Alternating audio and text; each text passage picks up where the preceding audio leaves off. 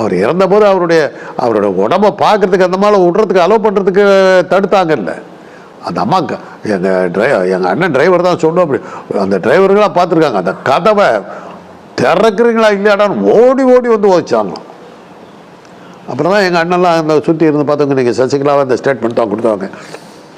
அந்த கதவை திறந்து விடுங்கப்பா அவங்க வரட்டும்னு அப்புறம் தான் சசிகலாவும் அவர் உள்ளே வந்தாங்க.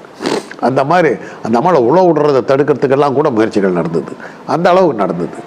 அவர் அமெரிக்காவுக்கு உடம்பு சரியில்லாமல் போகும்போது ஏர்போர்ட்டில் வந்து வெடியெடுப்பு முயற்சி பண்ணும்போது அந்த மாதிரி சந்திக்க விடாமல் தடுத்து வெளியில் துரத்திட்டாங்க. இதெல்லாம் நடந்தது. இந்த மாதிரி பல்வேறு பிரச்சனைகளுக்கு அப்புறம் தான் அவர். ஆனால் எம்ஜிஆர் கடைசி வரையிலும் அவருடைய மைண்டில் ஜெயலலிதாவை கொண்டு வரணுங்கிறது இருந்தது. அது உண்மை. அதில் எந்த சந்தேகமும் கிடையாது.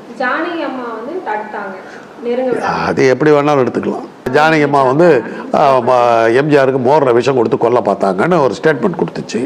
இந்த மாதிரி கட்ட பொண்டாட்டி பற்றி கொடுக்கும்போது அவங்க சும்மா இருப்பாங்களா? அவங்களுக்கு கோவராமையாக இருக்கும். அவங்க மேலே ஒரு ஆயிரக்கணக்கான அலிகேஷன்ஸ் இருந்தது. அது அதான் தான் சொல்கிறேனுங்களா, அத்திப்பழத்தை புட்டு பார்த்தா அத்தனையும் சொத்தாகிற மாதிரி எம்ஜிஆருடைய வாழ்க்கையை எடுத்து பார்த்தீங்கன்னா எல்லாமே ஏதோ ஒரு விஷயம் இருந்துக்கிட்டே தான் இருக்கும்.